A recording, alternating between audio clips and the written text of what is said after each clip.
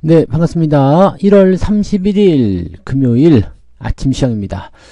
자, 긴 연휴가 끝나고 또 주말이네요. 네, 오늘까지 휴무를 하시는 분들 굉장히 많으실 것 같아 보이긴 합니다. 그래서 연휴 전에도 이미 말씀을 드렸지만은 오늘 거래량 상당히 적을 수도 있지만 또 폭발적으로 늘어날 수도 있죠. 왜냐면은 거래를 못했던 사람들이 오늘 하루에 또 집중될 수 있기 때문에 자, 여러가지 양날의 칼을 쥐고 있을 것 같은 느낌이긴 합니다. 자, 근데 연휴 동안에 말들이 굉장히 많았고 변수도 굉장히 많았습니다. 가까운 걸로 본다면 FOMC가 일단은 금리 동결로 진행이 되기도 했었고요. 그 다음에 가장 이슈화 됐던 것이 이제 딥시크의 출연이었죠. 자, 연휴 기간에 출연했기 때문에 그나마 다행일 것 같다라고 생각은 하고 있습니다. 왜냐면 이게 아마 우리가 장이 열리는 시점에서 출시가 됐다라고 한다라면 상당한 충격이 좀 있었을 거라 판단이 좀 돼요. 근데 어느 정도 흡수가 좀 됐죠? 네, 그리고 거기에 따른 어떤 수습이나 뭐 종목들의 어떤 변동성까지 나타나긴 했습니다. 물론 여파가 계속될 것이라고 생각은 되고 있습니다만은 그래도 이 정도면 어느 정도 안정을 좀 찾지 않았나 생각됩니다. 거기다가 뭐 FOMC까지 전부 다 소화를 했기 때문에 국내 증시가 오히려 차분하게 진행될 수 있는 상황도 나오지 않을까 판단되기도 하고요. 반영되지 못했었던 변수들이 끝나버린 게 아니기 때문에 국내 증시에 아주 강하게 연결될 수도 있을 것이다. 이런 전망이 나오고 있습니다. 오늘 또 삼성전자 컨퍼런스 콜이 있는데 자, 이런 것들이 얼마나 복잡한 상황으로 갈 것인지 한번 알아보도록 하죠. 자, 다우지수는 0.38% 상승 마감을 했고요. 나스닥은 0.25% 상승 마감, S&P 500도 0.5% 상승 마감했습니다. 골고루 다 올라갔다라고 일단 되어 있기는 한데 그동안 출렁출렁거린 것에 비하면은 뭐 그렇게까지 훌륭한 상황은 아닌 것 같아요. 그죠? 특히나 이제 나스닥 같은 경우는 2만 포인트가 넘어섰던 시점에서 다시 19,000대로 내려온 상황이기 때문에 상당한 변수를 좀 가지고 있었고 또 아직 그런 부분들이 회복 단계에 있다. 뭐 이런 식으로 볼 수가 있겠죠. 자, 뉴스 살펴볼게요. 인텔은 실적 예상치를 충족했기 때문에 시간 내에서 지금 현재 상승 중에 있다. 그 다음에 뉴욕 증시 소폭 상승 마감했는데 테슬라가 2.8%, 마이크로소프트 같은 경우는 실적이 안 좋았어요. 네, 실적이 안 좋게 나와서 주가가 이제 6% 정도 떨어지는 모습이 좀 나타났습니다. 그거 외에는 다른 빅테크 기업들 다 괜찮다고 나왔네요. 자, 내용도 한번 살펴보면 변수가 많았었다. 여전히 그랬었다. 그리고 예상보다 약했던 GDP 성장률을 발표하면서 투자 심리는 조금 불안정을 가졌다. 자, GDP 성장률이 떨어지게 되면은 경기가 안 좋구나 이렇게 생각을 할 수밖에 없죠. 근데 FOMC에서는 이미 금리를 동결해 놓은 상태. 자, 금리를 동결해 놨는데 중요한 건 이거죠. 인플레이션에 대한 부분들이 점진적으로 좀 좋은 형태를 보이지 않는 이상은 솔직히 금리를 인하시키고 싶지 않다. 뭐 이런 식의 느낌이었단 말이에요. 그러니까 그 내용이 되게 되면 조금 투자자 입장에서는 이 뭐야 이렇게 될 수가 있거든요. 금리를 당장 낮추지 않겠다. 최소 3개월 이상 걸릴 것이다. 이런 얘기가 있기 때문에 향후 이 다음번 FOMC에서도 실질적으로 금리 인하가 일어나지 않을 가능성이 있다. 뭐 이렇게 얘기를 하고 있는 부분이겠죠. 그런데 이제 성장률까지 좀 안 좋은데 아니 경기가 안 좋은 상황이면 보통 금리 인하 들어가는 거 아닙니까? 그죠? 네, 근데도 불구하고 금리를 낮추지 않았다. 자, 그래서 GDP의 연간 성장률이 이제 2.8%로 집계되었다라고 되어 있네요. 지난해에는 2.8이었고 올해는 지금 보니까 2.3% 4분기 GDP가 2.3%였고 예상치는 2.5%. 그 다음에 지난해 전체 성장률은 2.8%. 지난해 전체 성장률은 얼마가 나오는지가 아직 나오지 않았나요? 네, 이렇게 되어 있다고 일단 나와 있네요. 그 다음 빅테크 실적들이 이제 발표되기 시작했는데 메타의 주가는 1.5% 상승 마감을 했고요. AI 비서인 메타 AI의 사용자가 10억 명에 달할 것이다 라고 예상했다고 합니다. 그래서 이 곧 출시될 대규모 언어 모델 LMM 링라마 이거 이름이 되게 어려워. 요즘에 이 이름을 되게 어렵게 짓지? 왜 뭐 이런 거 있잖아요. 그냥 부르기 쉬운 이름. 네, 스칼렛 뭐 이런 식으로 지으면 좋을 텐데 링라마 4 이거라고 하는데 업계 리더가 될 것이라고 자신감을 표했다.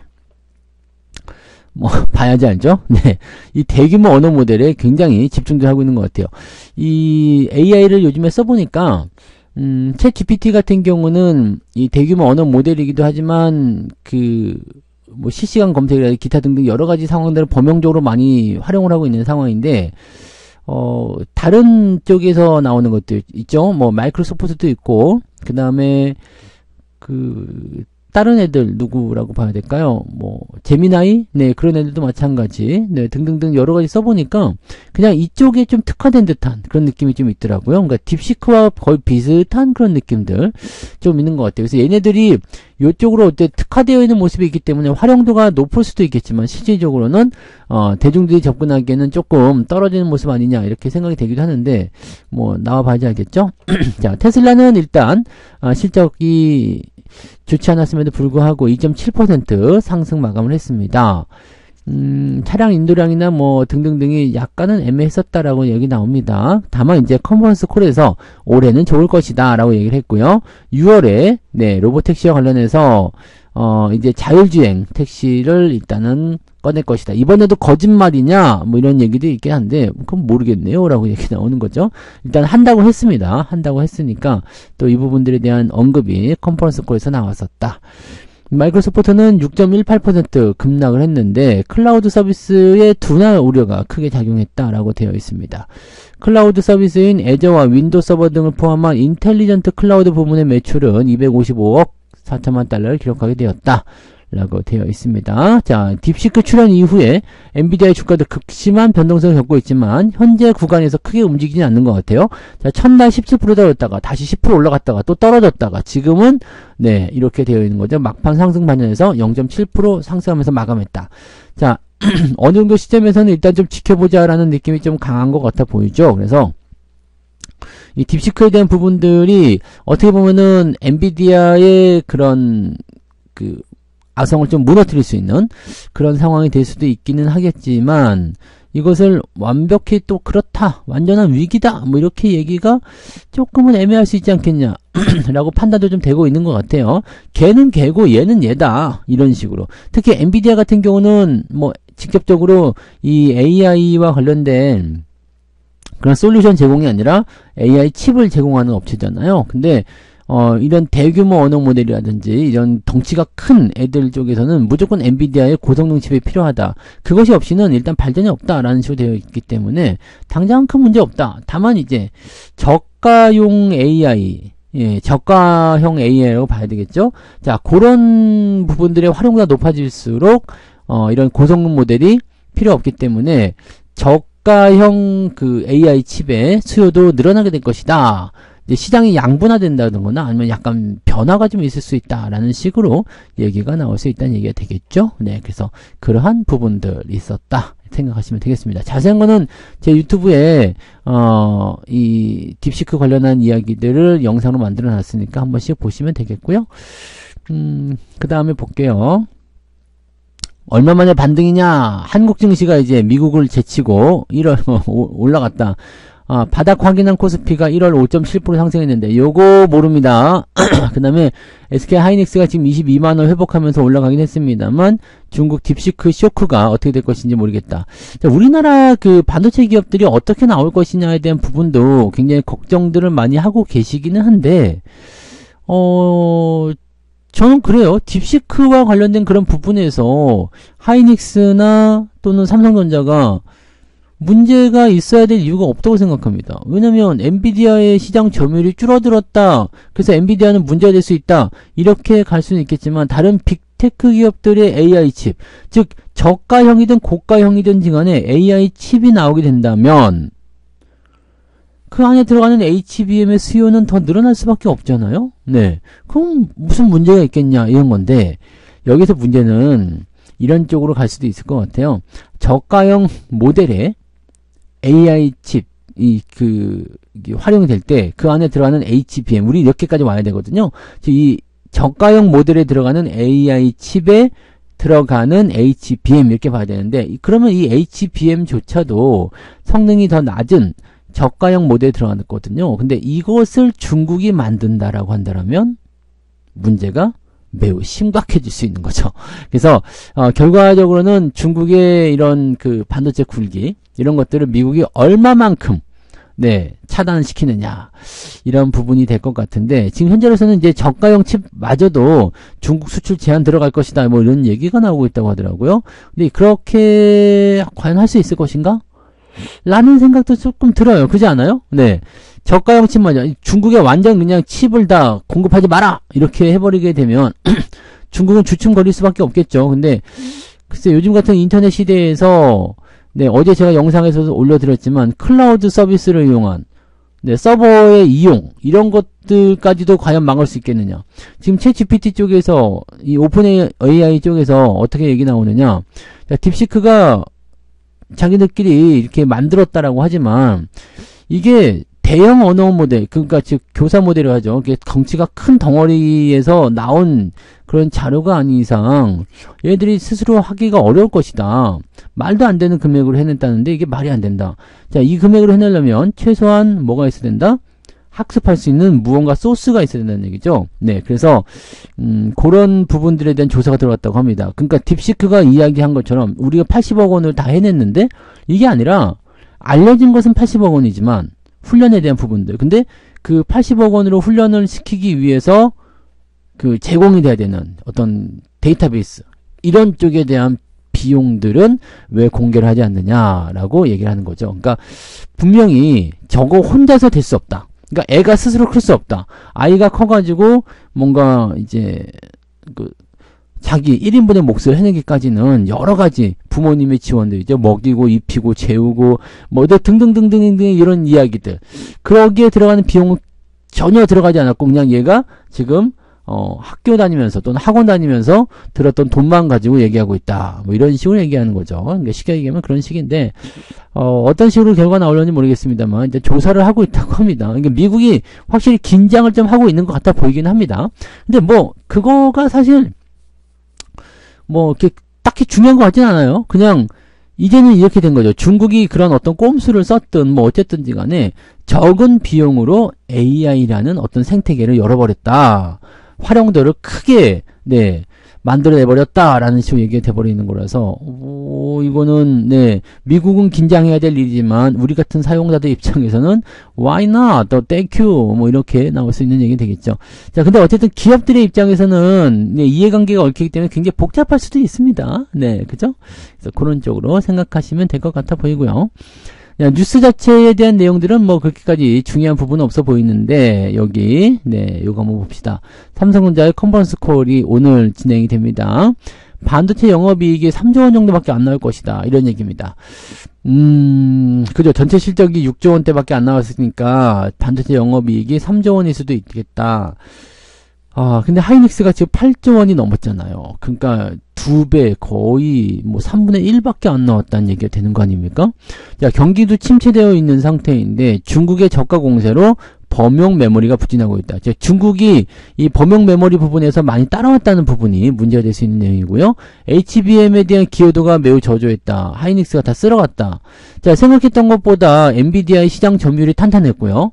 그 과정에서 낙수 효과로 하이닉스는 수혜를 받았어요. 근데 다른 빅테크 기업들도 들어오고 있기는 합니다만 이게 확실히 커지고 있는 모습은 아니에요. 근데 HBM의 시장 점유율을 따지고 보면 하이닉스가 53%쯤 나오죠. 그 다음에 그 삼성전자가 38% 정도, 그 다음에 마이크론이 한 9% 정도 되어 있는 상태죠. HBM의 시장 점유율이 그렇습니다. 근데 요게 어떻게 될 것인지는 좀 봐야 되겠죠. 이제는 봐야 될 것 같아 보이고. 자, 메모리가 5조 원대 영업이익을 예상하면서 올해 상반기에는 이제 상승하기 위한 움직임을 만들어낼 것이다. 그러니까 당장에 올라가는 형태보다도 이제 바닥을 저점을 다지면서 또 다른 어떤 실적이나 또 다른 어떤 기대감 등을 통해서 서서히 올라가는 형태로 만들어지지 않겠느냐라고 얘기를 하고 있는 모습이 되는 거죠. 그래서 4분기 영업이익은 3조 원 안팎에 그칠 전망이다 라고 되어 있습니다. 이거 젠슨왕 이거 사인한 거 이거 좀 이게 더 이상 안 보고 싶네요. 열받네요. 이게 뭐 언제적입니까 이거? HBM3 이거 뭐 1년 지난 일 아닙니까 이거? 그래서 아무튼 그런 부분들인데 모르겠습니다. 이제 HBM3 12단에 대한 수요가 어쨌든 필요는 하겠죠. 필요하는데 계속 신제품이 개발이 되고 어느 정도 수준의 이런 업그레이드가 계속 일어나게 된다면 이제 평준화되는 거죠. 네, 옛날 같은 경우는 스마트폰을 쓰기가 어려웠잖아. 만들기 어려운 사람들이 많았지만 지금은 스마트폰은 다 만들죠. 웬만한 회사도 다 만들기 때문에 저가형 모델도 많고 등등등이 많은 겁니다. 하지만 여전히 프리미엄급 네.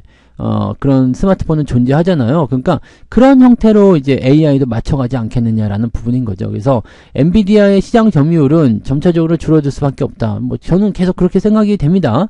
그래서 당장은 이제 나온 게 이거밖에 없잖아요. 지금 당장은 나온 게 이거밖에 없으니까 요거에 집중되는 모습이지만 이제 저가형 모델이 나타나게 된 겁니다. 즉 스마트폰이라는 것이 이제 삼성이나 이런 뭐 애플이나 이런 쪽에서 아주 고가형으로 처음에 딱 둘이 나왔어. 둘이 딱 나왔는데 다른 회사들은 왜 저게 뭐냐 라고 하면서 이제 바라보고 있다가 우리도 한번 해보자 해가지고 했는데 뭐 성능은 조금 떨어져. 성능은 조금 떨어지지만 어떤 부분에서는 또 괜찮기도 해요. 이거는 뭐 색감적인 측면에서 아주 더 좋아. 뭐 카메라 쪽에서는 아주 더 좋아. 근데 성능은 전체적으로 떨어져. 이렇게 나타났어. 하지만 거기에 대한 수요도 분명히 있다는 얘기죠. 그럼 서로 이제 양분화되면서 흩어지는 거죠. 자, 이런 상황이 이제 나타나고 있는 것 같다라고 되어 있는 거고. 그래서 삼성전자의 이런 부분들이 HBM3 또는 HBM4 이런 부분들은 이제 프리미엄급으로 넘어가는 상황이 되는 거지만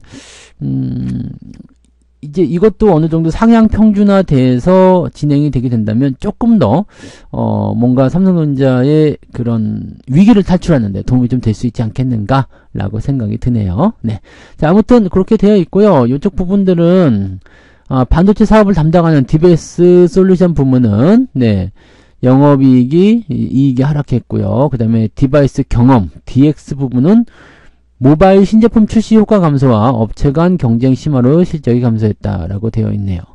신제품이 지금 갤럭시 S25 근데 생각했던 것보다 반응이 그렇게 썩 좋아 보이지는 않은 것 같아요. 그냥 저의 생각인가요? 네. 생각했던 것보다는 조금 뜨뜻미지근. 근데 이게 설 명절이었기 때문에 솔직히 이제 이런 부분들에 대한 확인이 좀 이루어지지 않는 것 같아 보여요. 그래서 출시 일자를 차라리 2월달로 넘겨서 했으면 어땠을까라는 생각 좀 있는데 아무튼 뭐 일단 출시는 해놓은 상태이고 삼성 입장에서 이런 것도 있었던 것 같아요. 명절 때 돈 받은 걸로다가 해보자 뭐 이런 거 있잖아요. 물건 사기 하자 네 이런 거 명절 선물로 네 핸드폰 사기 해주자 뭐 이런 느낌이 좀 있지 않았었을까 라는 생각이 좀 있긴 하고요. 네. 자, 그래서 뭐 그런 형태고요. HBM에 대한 수요가 계속 늘어나고 있지만 실적 기여도가 상대적으로 낮은 것도 영향을 좀 줬다라고 되어 있습니다. 앞으로 점점 좋아질 것이다라고 전망은 하고 있는데 만약에 지금처럼 이렇게 R&D 투자 비용이 점점 늘어난 상태에서 특별한 어떤 실적적인 포인트가 나오지 못한다라면 문제는 좀 커질 수 있을 것 같다 생각됩니다. 그래서 삼성전자가 이제 뭐 서서히 회복이 될 것이다라고 하지만 확실히 네, 이 부분은 좀 봐야 돼요. 그리고 올 이제 상반기가 지나가면서부터는 물론 반등이 나올 거예요. 근데 이 HBM4에 대한 어떤 상황이 좀 달라질 수 있겠는지 여부, 그 다음에 다른 빅테크 또는 다른 AI 칩들의 등장에 따른 이 자체 칩이라고 그러죠. 엔비디아 거가 아니라 거기에 대한 수요가 얼마만큼 증가할 것인가. 이것을 이제 딥시크가 열어주고 있기 때문에 그러니까 엄밀히 따지자면 하이닉스보다 삼성전자에게는 지금 이 딥시크의 출현이 더 반가울 수도 있습니다. 네, 뭐 삼성전자가 떨어져야 될 이유가 별로 없겠죠. 왜냐면 엔비디아 쪽에 납품을 못하고 있다 이런 얘기인데 삼성전자 내가 왜 떨어져야 돼? 라는 식으로 얘기가 나오죠. 오히려 자체 칩 쪽에서의 수요가 늘어날 수 있기 때문에 오히려 나는 올라갈 수 있는 거 아니야? 라는 식이 되는 거고, 하이닉스 같은 경우는 출렁일 가능성이 굉장히 높겠죠. 왜냐면 엔비디아의 완전히 올인 아닙니까? 근데 엔비디아가 축소될 수 있다라는 부분은 하이닉스도 축소될 수 있다라는 얘기가 될 수 있기 때문이죠. 물론 지금 당장 문제가 되진 않습니다. 네, 물량이 딸려요 아직. 그래서 문제되지 않겠지만 사람들이 지금 당장 문제되지 않는다고 해서 네, 주식을 팔거나 그러지는 사거나 또는 안 판다 이런 느낌은 아니죠. 그래서 항상 걱정거리가 있을 수 있다라는 부분이고요. 자, 미국의 캐나다, 멕시코 관세 부과를 다음 달부터 진행해버리겠다라고 얘기를 해버립니다. 25% 관세를 부과할 것이다. 그래서 국제유가 소폭 상승하는 모습 좀 있었고, 뭐 등등등 여러 가지 얘기가 있었다고 합니다. 뭐 관세 부과는 이미 다 알고 있었던 내용이기 때문에, 그죠? 네, 그 다음에 뉴욕 증시 미국 그 금리 동결, 빅테크 실적을 소화했었다 등등등으로 얘기가 나와 있고요. 뭐 특이사항은 없습니다. 예, 했었던 이야기 다 해드린 거고요. 안타까운 얘기는 이제 미국 워싱턴 여객기와 헬기가 충돌한 게 있었죠. 네, 그래서 군용 헬기와 충돌을 하면서 추락을 했는데 여기에서 이제 군인 3명을 포함한 67명, 승무원 포함해서 그러니까 군인이 3명, 승무원이 4명, 그 다음에 승객이 60명이었던 것 같아요. 근데, 생존자가 없다라고 일단 공식 발표가 나온 것 같습니다. 요즘에 비행기 사고가 너무 많은 것 같아요. 그죠? 지난 무안 공항에 있었던 그 사고도 그랬지만은, 어제였던 거요? 그죠? 에어 부산이었죠. 그, 화재 사건, 그런 부분들, 이런 것들도 어떻게 보면 또 부담되는 요인이 아니었냐라고 생각이 들 수 있는 상황이 좀 될 수 있겠죠. 그래서, 이 항공주들에 대한 움직임들은 굉장히 좀, 네, 안 좋은 상황으로 흘러갈 수도 있을 것 같아 보이고요. 여행도 요즘에는, 네, KTX 수요, 즉, 열차 수요가 더 많아지고 있다라는 식으로 얘기가 나오고 있네요. 그래서 그런 부분들, 네, 확인을 좀 해볼 필요는 있을 것 같아 보입니다. 그래서 그런 식으로 나오면 되겠고, 딥시크 관련한 부분으로 또 얘기가 나온 게 있네요. 네, 그래서 어떤 식으로 나올 것인지, 이제 시간차를 두고서 이제 우리나라에도 영향을 줄 것이다, 이긴 한데, 시장을 과연 어떻게 할 것인가, 한번 봐야 될 것 같아요. 네, 뉴욕 증시에 상장된 한국 증시 상장지수 펀드는 보니까, 네, 27일날 2.4%, 그 다음에 28일날은 0.4% 이렇게 하락을 했고 29일에는 0.2% 올랐다라고 되어 있습니다. 그러니까 이 상황을 본다라면 그래도 뭐 큰 충격은 아니겠습니다만 일단 하락은 피하기가 어렵다라는 식으로 전망을 하는 것이다라고 보여지는 부분이죠. 그러니까 약간의 어떤 조정이 또 나타날 수 있는 부분이 되는 거고요. 네. 그 다음에 가장 많이 의심하고 있는 거, 딥시크 개발 비용은 검증이 필요한 부분이 정말 많다. 네. 정말 그 금액으로 그것을 만들 수 있었겠느냐. 물론 야 믿기 싫어하는 거 당연하다. 그 니들은 안 믿을 거다라고 얘기하는 걸 수도 있겠습니다만은 조사해봐야 되겠죠. 정말로 그걸로 가능한 것인지. 정말로 이걸로 가능하다 그러면은 정말 큰일이 벌어질 수 있겠습니다만 현재의 이런 기술적인 상황이나 이런 부분에서는 그 금액으로는 택도 없다라는 것이 지금 네 AI 전문가들이나 또 기업들의 이야기다. 80억으로 네 그런 모델을 만든다. 진짜라면 이건 정말 어마어마한 부분이 될 수 있겠는데 만약에 이게 이런 거 있죠. 네 이게 만약에 훈련 비용에만 사용됐었던 부분이고 앞서서 설명드렸던 것처럼 이제 뭔가 더 큰 거대한 자금이 뒤에서 서버가 되었다라면 네 이거는 네 꺼져 이렇게 될 수 있는 거죠. 그래서 미국의 AI 패권이 유지될 수 있고 그 다음에 막대한 AI 관련 투자가 지속되는 것에 힘을 더 실어줄 수는 있습니다. 그래서 이 부분은 지금 조사하고 있다 얘기 나오는 거죠. 오픈 AI부터 시작해서 조사하고 있다. 우리가 이렇게 돈을 많이 썼는데 니들이 그렇게 싸게 할 리가 있냐? 라는 식으로 조사를 하고 있다. 이제 그 약간 이제 이막으로 가는 것 같아요. 두 번째 네 페이지. 처음에는 우리가 더 좋은데? 라고 얘기를 했었던 부분이었는데 보니까 더 뛰어난 내용들이 나타나기 시작했고 그러면 진짜로 돈 그만큼밖에 안 쓰고 니들이 이렇게 뛰어난 모델을 만들었냐 이쪽으로 또 이제 상황이 넘어가고 있다 이렇게 생각하시면 될 것 같아 보이죠. 네 그래서 글쎄요 일단 뭐 두고 보기는 해야 되겠습니다만은 네 뭐가 어떻게 될지는 아직은 알 수가 없죠. 하지만 일단 뭔가 변화는 일어나고 있다 이렇게 생각하시면 되겠습니다. 자 일단 오늘은 네, 시작 포인트가 조금은 애매할 수 있을 것 같아 보이긴 하죠. 네 시장 자체가 그렇게 생겨먹었기 때문에 그런 건데, 일단 시작해보고요. 오늘 주말이니까 아무래도 변동성 많잖아요. 그러니까 좀 지켜보면서 천천히, 차근차근 보면서 대응했으면 좋겠다. 이렇게 말씀을 드릴 수 있겠네요.